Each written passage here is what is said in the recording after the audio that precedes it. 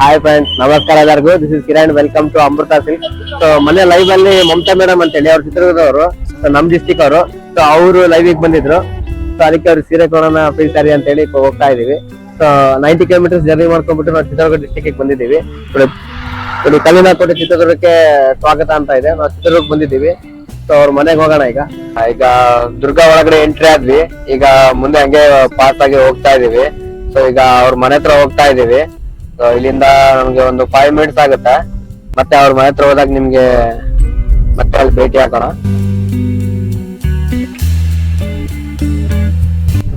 ಇನ್ನೇನು ಅವ್ರ ಮನೆ ಹತ್ರ ಹೋಗ್ತಾ ಇದೀವಿ.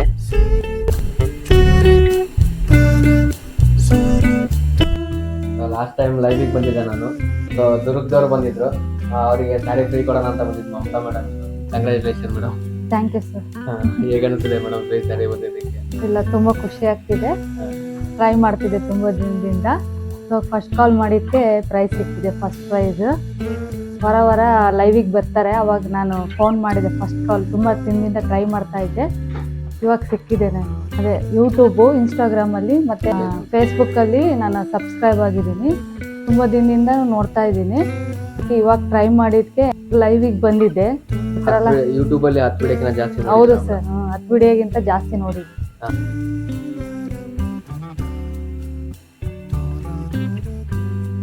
ಇವರು ಯೂಟ್ಯೂಬ್ ಅಲ್ಲಿ 10 ವಿಡಿಯೋಕ್ಕಿಂತ ಜಾಸ್ತಿ ನೋಡಿದ್ದಾರೆ.